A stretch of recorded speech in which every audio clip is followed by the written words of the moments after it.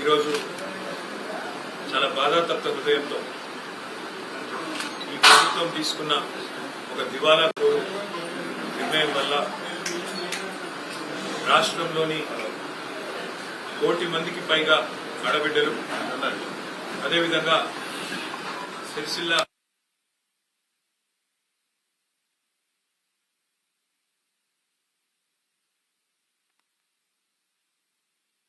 తన దారుణమైన నిర్ణయాన్ని ఈ ప్రభుత్వం బతుకమ్మ చీరలు బంద్ పెడుతూ తీసుకున్నది. దీనివల్ల అసలు ఈ పథకం వెనుక ఉన్న ఉద్దేశం కానీ, ఈ పథకం వెనకాల ఉన్న ఆలోచన కానీ ఈ ముఖ్యమంత్రికి కానీ ప్రభుత్వానికి కానీ కనీస అవగాహన కూడా లేదు. శాసనసభలో నేను చెప్పే ప్రయత్నం చేసిన ముఖ్యమంత్రికి, నా మీద కోపం ఉంటే, నా మీద రాజకీయ కక్ష ఉంటే నా మీద తీసుకోండి, కానీ ఈ రకంగా నా నియోజకవర్గ నేతన్నలను ఇబ్బంది పెట్టకండి అని చెప్పి కూడా నేను శాసనసభలో ప్రభుత్వానికి విజ్ఞప్తి చేసిన. ఈ ప్రభుత్వం ఎంత మూర్ఖపు ప్రభుత్వం అంటే కనీస అవగాహన లేదు, నేర్చుకోవాలి అనే జిజ్ఞాస లేదు, అసలు సిరిసిల్లలోని స్థితిగతులేందో కనీస సోయి లేదు. ఎంత దివాలాకోరు రాజకీయం, ఎంత పనికిమాలిన ప్రభుత్వం ఇది కాంగ్రెస్ ప్రభుత్వం అంటే, గతంలో వీళ్ళ ప్రభుత్వం ఉన్నప్పుడే సిరిసిల్లను ఆత్మహత్యల బాటను పట్టించింది. 2004 నుంచి 14 వరకు ఈ దివాలాకోరు కాంగ్రెస్ పార్టీ ప్రభుత్వం ఉన్నప్పుడే సిరిసిల్లలో శరపరంపరగా ఆత్మహత్యలు జరిగినాయి.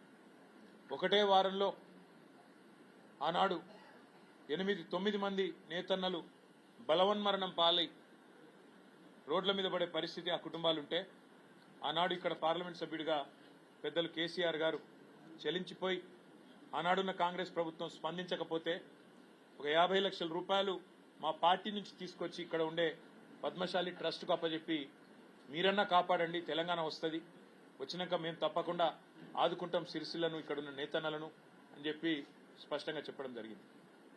ఆనాడు పెద్దలు కేసీఆర్ గారు ఇచ్చిన ట్రస్ట్ ద్వారా ఇచ్చిన 50 లక్షల రూపాయల ద్వారా ఇక్కడ పెద్దలు వంగర నరసయ్య గారు కానీ ఇతర పెద్దలు కానీ ఒక 2000 కుటుంబాలకు సూక్ష్మ రుణాలు ఇచ్చి వడ్డీ లేకుండా ఎంతో కొంత ఆదుకునే ప్రయత్నం చేసినాం.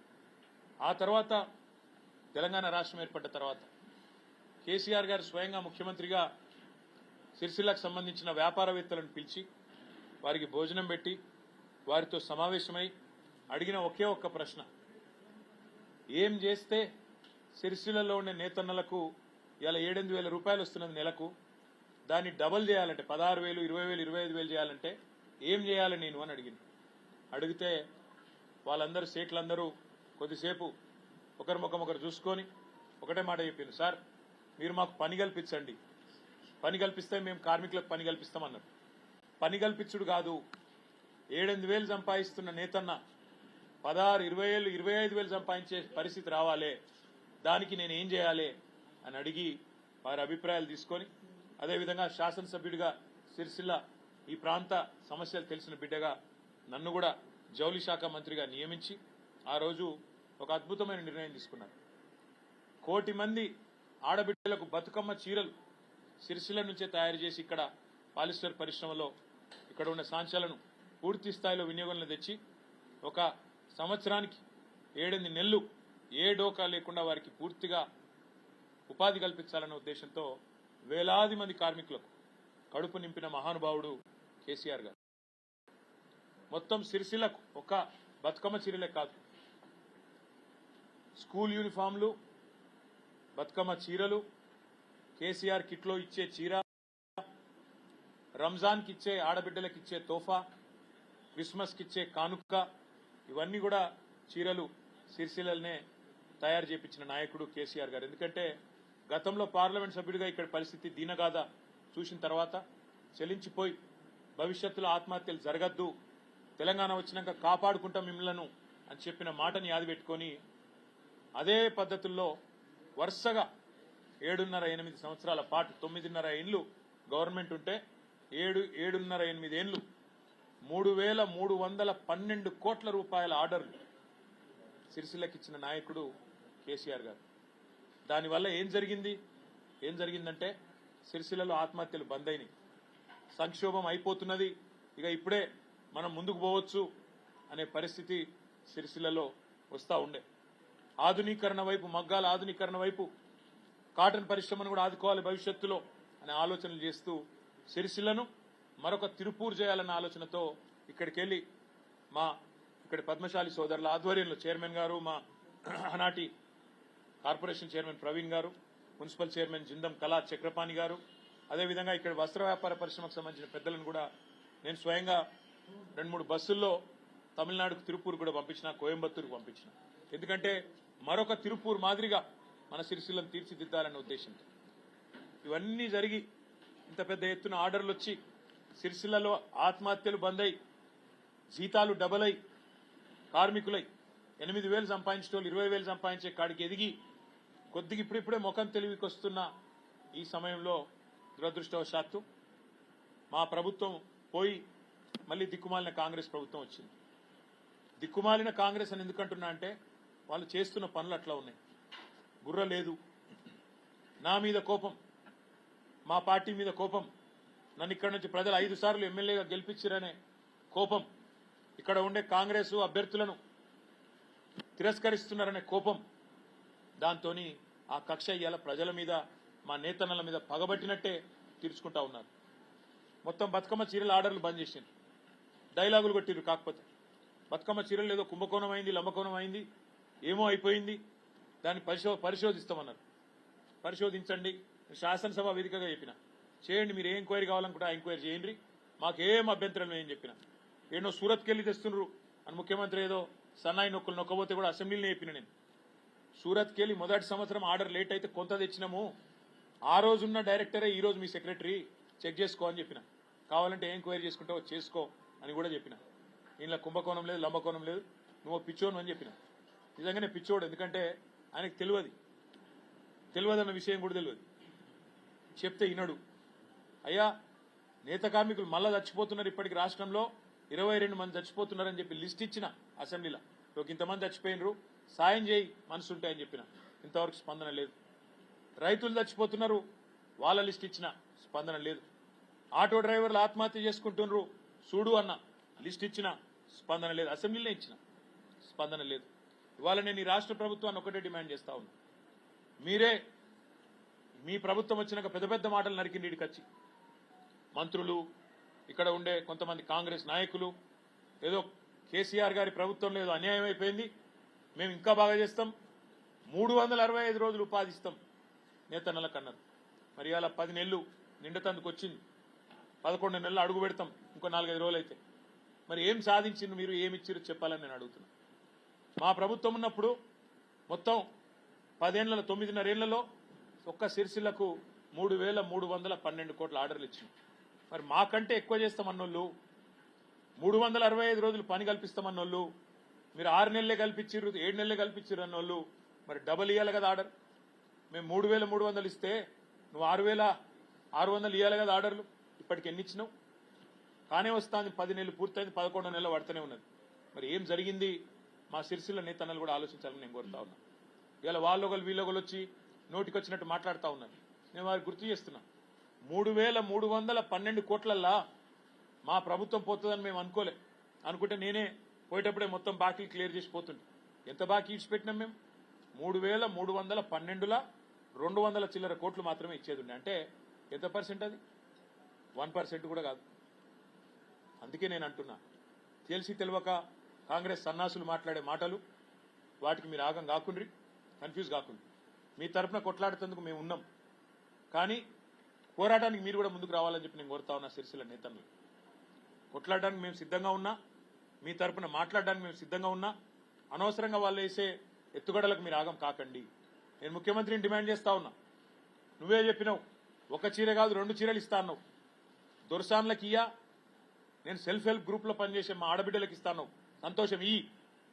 1 చీర కాదు 2 చీరలు కానీ ఆ 2 చీరల ఉత్పత్తి సిరిసిల్ల నేతన్నలకి ఇస్తే వాళ్ళ బతుకు బాగుపడుతుంది. నీకు కూడా అర్థమవుతుంది ఇక్కడ సమస్య ఏందో, తద్వారా కనీసం కొంత జ్ఞానోదయం అని అవుతుంది. నేను ఒక్క డిమాండ్ ఈ ప్రభుత్వాన్ని చేస్తా ఉన్నా, ఏ కారణం చేత ఈరోజు సిరిసిల్లను గోసవుచ్చుకుంటున్నావు, ఇక్కడ నేతన్నలను గోసవుచ్చుకుంటున్నావో చెప్పాలని చెప్పి నేను డిమాండ్ చేస్తా ఉన్నా.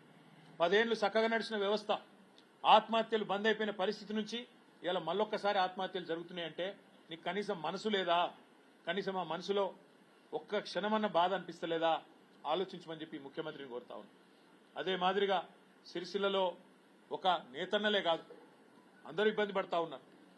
చాలా విచిత్రమైన పరిస్థితి ఇక్కడ అధికారులు కూడా కాంగ్రెస్ పార్టీ నాయకుల్లాగా, కాంగ్రెస్ పార్టీ కార్యకర్తల్లాగా అత్యుత్సాహాన్ని ప్రదర్శిస్తూ అడ్డగోలు జమాబందీ వ్యవహారం చేస్తా ఉన్నారు. మొన్నటికి మొన్న 54 రేషన్ దుకాణాలు ఇక్కడ మా గతంలో ప్రభుత్వం ఉన్నప్పుడు కొత్త రేషన్ దుకాణాలు పెట్టినాం. చిన్న చిన్న పల్లెలలో, పోతిరెడ్డిపల్లె లాంటి చిన్న పల్లెలు పెట్టినాం. రాగట్లపల్లె లాంటి చిన్న పల్లెల కొత్త గ్రామ పంచాయతీ చేసి అక్కడనే మళ్ళీ వాళ్ళు ఇంకో పక్క ఊరికి పెద్ద ఊరికి పోయి అక్కర లేకుండా ఆడనే దుకాణం పెట్టినాం. దుకాణం పెట్టి ఏం చేసినాం? మేము స్థానికంగా ఉండే మహిళా సంఘానికి అప్పచెప్పినాం. మీరు నడుపుకోండి పొదుపు సంఘం వాళ్ళు, తద్వారా మీకు ఇంత ఆమ్దాని ఉంటుందని చెప్పి పొదుపు సంఘం వాళ్ళకి అప్పచెప్పినాం.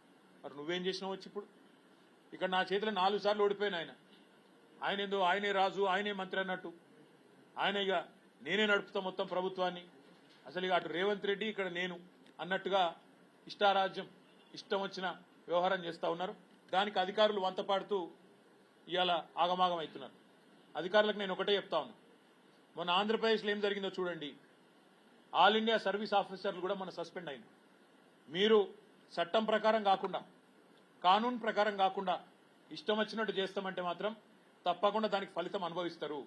ఆల్ ఇండియా సర్వీస్ ఆఫీసర్లే కావచ్చు, పోలీసులే కావచ్చు, ఆర్డీఓలే కావచ్చు, కలెక్టర్లే కావచ్చు, ఎవడే కావచ్చు, తప్పకుండా ఫలితం అనుభవిస్తారు. చట్టం ప్రకారం పనిచేయండి, ఒళ్ళు దగ్గర పెట్టుకొని పనిచేయండి. ఇష్టం వచ్చినట్టు చేస్తామంటే మాత్రం ఊరుకోము. మీకు తెలుసు, మాకు తెలుసు, ప్రజలకు కూడా తెలుసు. మళ్ళా 3.5-4 ఏళ్లలో కేసీఆర్ గారు తిరిగి వస్తారు. మీ సంగతి తప్పకుండా అప్పుడు చూస్తామనే మాట కూడా నేను చెప్తా ఉన్నా. అయితే ఇక్కడ ఒక మాట నేను అడుగుతా ఉన్నా, ఇక్కడ కలెక్టర్ని, ఆర్డీఓని 54 దుకాణాలకు దరఖాస్తులు పిలిచింది. 480 మంది పైసలు కట్టి మరీ దరఖాస్తు చేసుకున్నారు. ఆరోపణలు వస్తున్నాయి. స్వయంగా కాంగ్రెస్ నాయకులు ఆరోపిస్తున్నారు, మేము కూడా కాదు.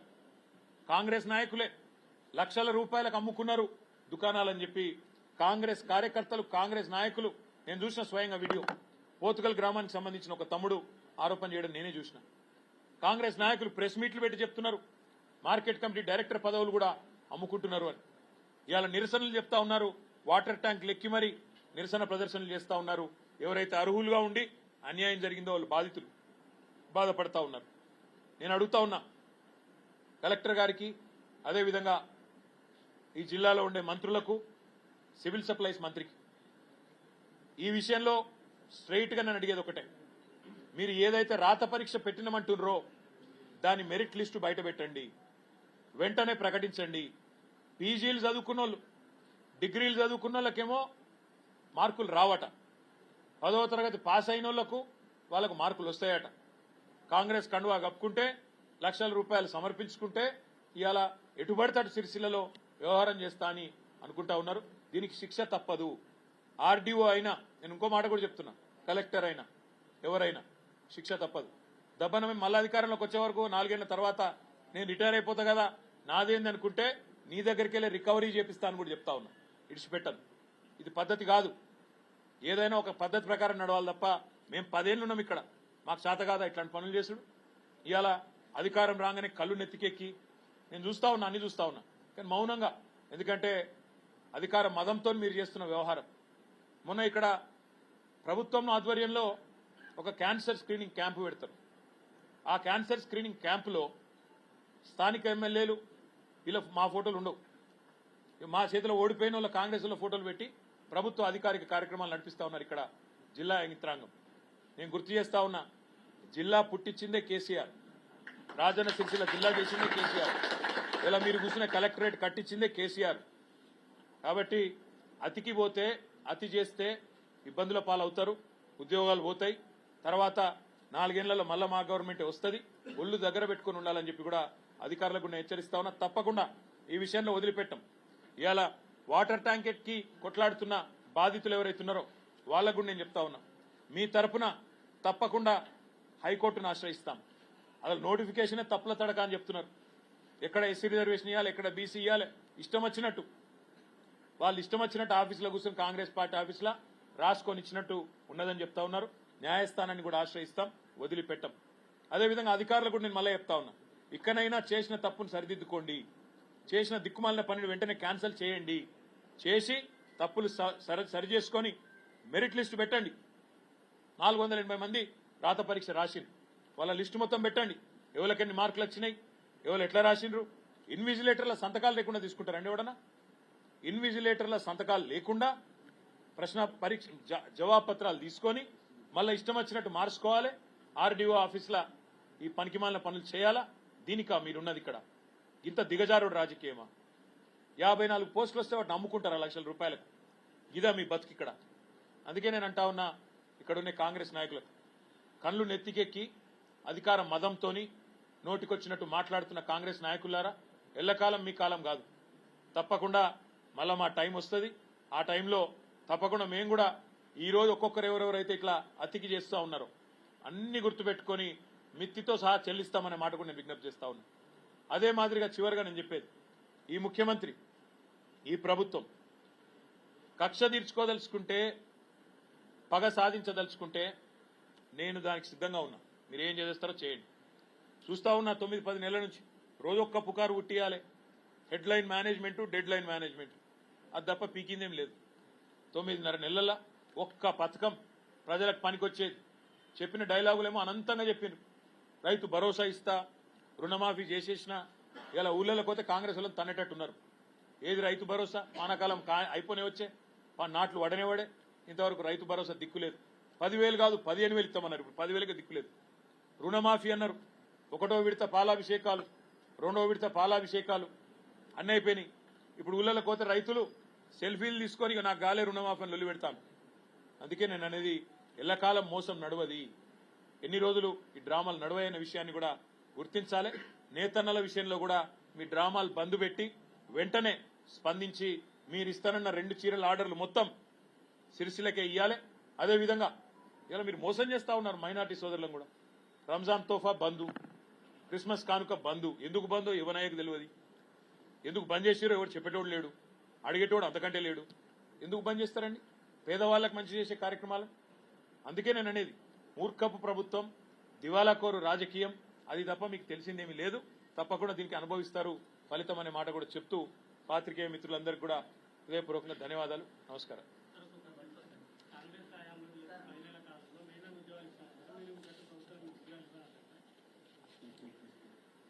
ఎట్లుందంటే బ్రదర్, ఇది నిన్న ముఖ్యమంత్రి చెప్పిండు, ఇన్నోవేటివ్ థింకింగ్ ఉండాలన్నట. ఇన్నోవేటివ్ థింకింగ్ అంటే ఏందో ఎరికేనా? ఇన్నోవేటివ్ థింకింగ్ అంటే మనం ఇయ్యని ఉద్యోగాలు మనం ఇచ్చినట్టు చెప్పుకోవడం ఇన్నోవేటివ్ థింకింగ్. మనం నోటిఫికేషన్ ఇచ్చింది లేదు, ఒక పరీక్ష పెట్టింది లేదు, కానీ 30,000 ఉద్యోగాలు నేను ఇచ్చినా ఉదరగొట్టుడు ఇన్నోవేటివ్ థింకింగ్. ఇంకొక మాట, ఇన్నోవేటివ్ థింకింగ్ అంటే అర్హత లేని బావమరిది గారికి 1137 కోట్ల కాంట్రాక్ట్ ఇచ్చుడు ఇన్నోవేటివ్ థింకింగ్. ఇదివరకేమో ప్రతిపక్షంలో ఉన్నప్పుడు ఉద్యోగాలు ఇవ్వలేదని తిట్టాలి, మళ్ళీ అవే ఉద్యోగాలకు మీరు వచ్చినాక కాయిదాలు ఇవ్వాలి, అది ఇన్నోవేటివ్ థింకింగ్. ప్రతిపక్షంలో ఉన్నప్పుడు మీరు డబుల్ బెడ్రూమ్ ఇల్లు కట్టలేదని తిట్టాలి, మళ్ళీ ఇవాళ అధికారంలోకి రాగానే కేసీఆర్ ఇచ్చిన 15,000 డబుల్ బెడ్రూమ్ ఇల్లు మనం ఇచ్చినామని చెప్పి మూసీ బాధితులకు అని చెప్పి వాళ్ళకి మళ్ళీ ఇచ్చి మనమే కట్టినట్టు 9 నెలల ఏదో పీకి పందిరేసినట్టు పోజులు కొట్టడం ఇన్నోవేటివ్ థింకింగ్. ఇన్నోవేటివ్ థింకింగ్ అంటే ఇన్ని రోజులు అడ్రస్ లేని అన్నదమ్ముళ్ళు ఇలా సడన్ గా 1000 కోట్ల పెట్టుబడులతోని, సంచుల మూటలతోని తెలంగాణకు వచ్చుడు ఇన్నోవేటివ్ థింకింగ్. ఇన్నోవేటివ్ థింకింగ్ అంటే ఇంకా చాలా ఉన్నాయి, చెప్పండి చెప్తా. ఉద్యోగాలు ఎన్ని ఇచ్చినామో ఇదివరకు చెప్పినాం, మళ్ళీ చెప్తున్నాం. 160,000 ఉద్యోగాలు అన్నాడు ఇచ్చినాం. భారతదేశంలోనే ఏ ప్రభుత్వం ఏ రాష్ట్రం ఇయ్యనని ఉద్యోగాలు ఇచ్చినాం. కానీ మా తమ్ములకు చెప్పుకోవడంలో విఫలమైనాం, మా తమ్ముళ్లను చెల్లెలను కన్విన్స్ చేసుకోవడంలో విఫలమైనాం. మా నాయకులం మేం ఫెయిల్ అయినాం, కేసీఆర్ గారు కాలే. మేం చెప్పలేకపోయినాం ప్రజలకు. మేము ఉద్యోగులకు అత్యధిక జీతాలు భారతదేశంలో ఇచ్చి ఉద్యోగులకు కూడా దూరమైనాం. ఎందుకు? 73% ఫిట్మెంట్ ఇచ్చి 1వ తారీఖు జీతాలు పడలే అని అవతలోడు ప్రతిపక్ష పోడు లొల్లి పెడితే దాన్ని మేము చెప్పుకోలేక వాళ్ళని దూరం చేసుకున్నాం. ఇట్లా ఎన్నో జరిగినాయి. కానీ ఒకటి మాత్రం పక్కా, ప్రజలకు ఇప్పుడిప్పుడు అన్ని తేట పడుతున్నాయి. 2 లక్షల ఉద్యోగాలు మొదటి సంవత్సరంలో ఇస్తా అని నరికిన రాహుల్ గాంధీ ఏడి? అశోక్ నగర్కి వచ్చి నేను ఇస్తా, నా గ్యారంటీ అని చెప్పిన రాహుల్ గాంధీ ఎక్కడ పోయింది? 10 నెలలు అయిపోయినాయి, 11 నెలలు వస్తూనే ఉన్నది. మరి మొదటి సంవత్సరంలో 2 లక్షల ఉద్యోగాలు అన్నావు, 2 ఉద్యోగాలను ఇచ్చినవా? ఇప్పటి వరకు చెప్పమని చెప్పి నేను ముఖ్యమంత్రిని డిమాండ్ చేస్తా ఉన్నా. 2 లక్షల ఉద్యోగాలను మోసం చేసిన ఇద్దరికి ఉద్యోగాలు వచ్చినాయి. ఒకటి రాహుల్ గాంధీకి లీడర్ ఆఫ్ ఆపోజిషన్ అయిండు రేవంత్, కానీ మిగతా 2 లక్షల ఉద్యోగాల సంగతి మాత్రం మర్చిపోయింది. ఇది పక్క.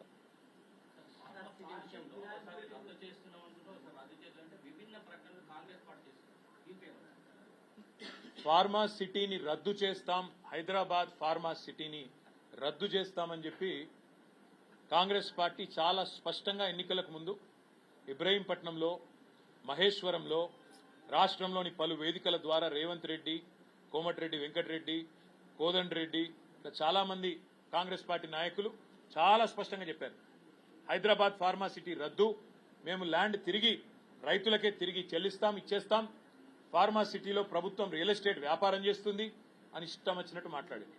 నేను ఇవాళ ఈ ప్రభుత్వాన్ని అడుగుతా ఉన్నా, మీరే కదా ప్రభుత్వం వచ్చిన తర్వాత ఫార్మా సిటీ రద్దు అని శ్రీధర్ బాబు గారు మంత్రిగా ఆయన ప్రకటన చేసిండు, ముఖ్యమంత్రి గారు చెప్పినాడు ఫార్మా సిటీ రద్దు అని చెప్పినాడు, కోమటిరెడ్డి వెంకటరెడ్డి చెప్పినాడు ఫార్మా సిటీ రద్దు అని చెప్పి, ఈరోజు హైకోర్టులో ఆ రైతులు పోతే ఫార్మా సిటీ ఉన్నదా లేదా అని రైతులు పోతే ఇదే ప్రభుత్వం హైకోర్టులో నిన్న పిటిషన్ వేసింది, ఫార్మా సిటీ రద్దు కాలేదు అట్లే ఉందని.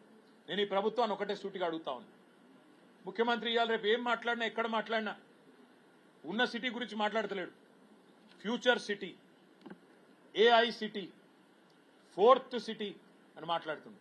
ముఖ్యమంత్రి రేవంత్ రెడ్డి చెప్పు, చేతనైతే నీ భాషలో చెప్పాలంటే మొగోడివైతే చెప్పు, 1 ఎకరం సేకరించిన ఆ భూమి భూసేకరణ చట్టం కింద నీ ప్రభుత్వం వచ్చినాక నువ్వు చెప్పే ఫ్యూచర్ సిటీ గాని, నువ్వు చెప్పే 4th సిటీ గాని, నువ్వు చెప్పే ఏఐ సిటీ గాని, నువ్వు చెప్పే జూ పార్క్ గాని 1 ఎకరం భూమి సేకరించినవా?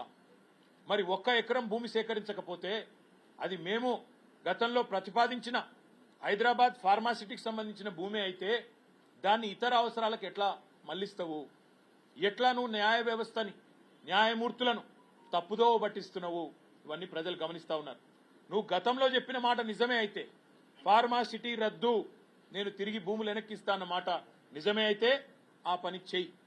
అట్లా కాకుండా నేను 4th సిటీ కడతా, 5th సిటీ కడతా, ఇంకేదో కడతా, మా 4 బ్రదర్స్ కి రియల్ ఎస్టేట్ దందా కోసం దీన్ని వాడతా అంటే మాత్రం రైతులు ఊరుకోరు. ఏ రైతులైతే నీకు ఓటేసి ఇబ్రాహీంపట్నంలో ఇంకా ఇతర ప్రాంతాల్లో గెలిపించినరో వాళ్లే నీ పార్టీ అంతు కూడా చూస్తారు. ఇంకొక మాట కూడా నేను అడుగుతా ఉన్నా, రేపు కోర్టులో ప్రభుత్వం స్పష్టంగా చెప్పాలి, లక్షలాది మందికి ఉపాధి కల్పించే ఫార్మా సిటీ కడుతుండ్రా లేదా? రెండో మాట కూడా నేను అడుగుతా ఉన్నా, కోర్టు కూడా నోటీస్ చేయాలని చెప్పి కూడా నేను విజ్ఞప్తి చేస్తా ఉన్నా న్యాయమూర్తులకు. ఫార్మా సిటీ ఆనాడు 14,000 ఎకరాలు 7 ఏళ్లు కష్టపడి మేము రైతులను ఒప్పించి మెప్పించి నానా తంటాలు పడి సేకరించిన 14,000 ఎకరాల్లో 64,000 కోట్ల పెట్టుబడులు రావాలని, లక్షలాది మందికి ఉద్యోగ ఉపాధి అవకాశాలు రావాలనే ఒక ఆకాంక్షతోని మేము ఆనాడు ఫార్మా సిటీని ప్రతిపాదించినాం. ఇవాళ నేను న్యాయమూర్తులను కూడా కోరుతా ఉన్నా, దయచేసి మీరు గమనించాలని చెప్పి కూడా వేడుకుంటా ఉన్నా. ఫార్మా సిటీ అనేది 14,000 ఎకరాలు మేము ఏదైతే సేకరించినామో అది కండిషనల్ ల్యాండ్ అక్విజిషన్. కండిషనల్ అంటే ఫార్మా కోసం మాత్రమే మేము తీసుకుంటున్నాము ఈ స్థలాన్ని అని చెప్పి ఆనాడు భూసేకరణ చట్టాన్ని స్పష్టంగా ఆ జీవోలోనే పేర్కొంటూ ఫార్మా సిటీ కోసం అని తీసుకున్నాం. ఇవాళ ఆ భూములను ఇతర అవసరాల కోసం, రియల్ ఎస్టేట్ దందాల కోసం, ఫ్యూచర్ సిటీ అనే డ్రామాల కోసం, 4th సిటీ అనే హంగామా కోసం, ఏఐ సిటీ అనే హడావిడి కోసం మళ్ళిచ్చి దానిలోకి 1,000 కోట్లు నొక్కేయాలనే ఆలోచన ఏదైతే ఈ ప్రభుత్వం చేస్తున్నదో ఇది రియల్ ఎస్టేట్ స్కాము. దీన్ని దయచేసి గౌరవ న్యాయమూర్తులు కూడా గమనించాలని చెప్పి కూడా నేను కోరుతా ఉన్నా. ఈ భూ దందాలను తప్పకుండా మేము కూడా బయట పెడతాము. సమయానుకూలంగా ఎవరెవరు ఇందులో జోక్యం చేసుకున్నారు, ఎట్లా జరుగుతున్నది, ఏం జరుగుతున్నదో కూడా చెప్తాం. కానీ ఫార్మా సిటీ విషయంలో మాత్రం ప్రభుత్వాన్ని నేను అడుగుతా ఉన్నా. అయితే ఒకటే ప్రశ్న, ఫార్మా సిటీ కొనసాగిస్తే 14,000 ఎకరాల్లో ఫార్మా సిటీ ఉండాలి, లేదా రద్దు చేస్తే మరి వెంటనే మీరు తిరిగి భూమి రైతులకు ఇవ్వాలని చెప్పి నేను డిమాండ్ చేస్తా ఉన్నా. తొందరలోనే మేము కూడా పార్టీలో ఈ విషయమై మొత్తంగా కూలంకషంగా చర్చించి ఒక నిర్ణయం కూడా తీసుకొని ఆ రైతులను కూడా అవసరమైతే కలవడానికి కూడా బయలుదేరుతామని చెప్పి కూడా